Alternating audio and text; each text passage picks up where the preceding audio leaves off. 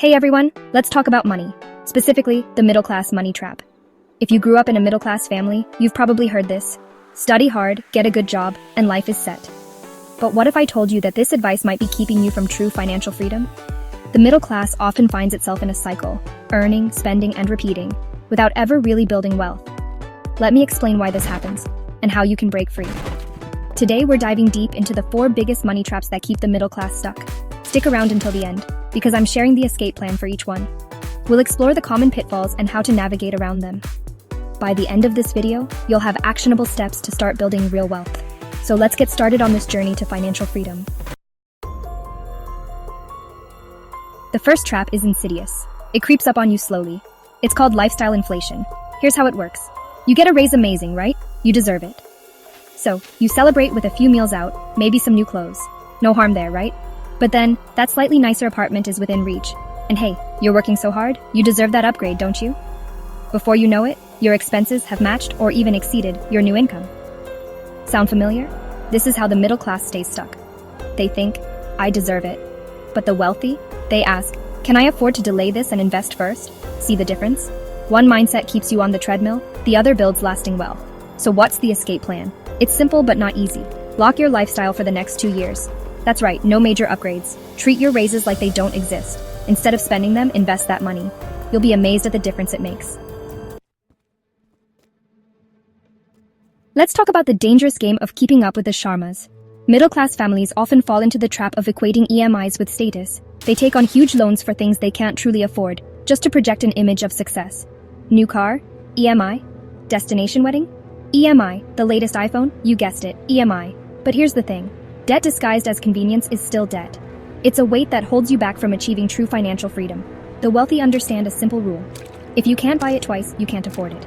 They use EMIs strategically, primarily for appreciating assets, things that will grow in value over time. A house, for example, or an education that leads to a higher income, but never for depreciating assets like cars or gadgets that lose value the moment you buy them. Your escape plan? Ditch the need for external validation. Focus on building true wealth, not a facade. Ask yourself, am I buying this because I need it, or because I want people to think I'm successful? Be honest with yourself. Your future self will thank you. Chapter 3. Trap number 3. The one-income myth. Why multiple income streams are non-negotiable. Here's a hard truth. The days of relying on a single income are over. Yet so many middle-class families cling to the outdated belief that a single job, is enough.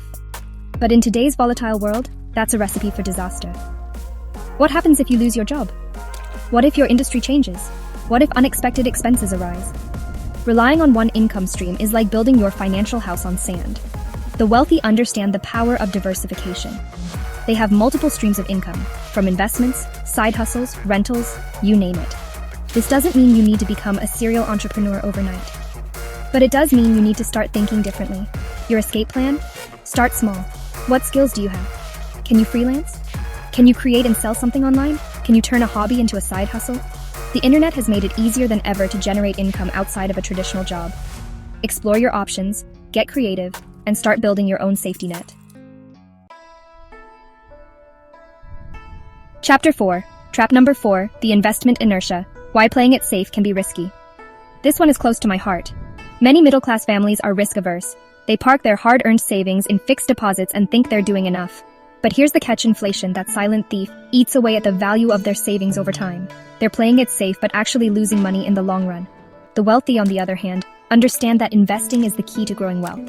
They don't shy away from calculated risks. They diversify their investments across different asset classes, stocks, bonds, real estate, gold, to mitigate risk and maximize returns. Your escape plan? Start small. You don't need a lot of money to begin investing. Even 500 rupees a month can make a difference over time. Explore options like SIPs, index funds, PPF, gold.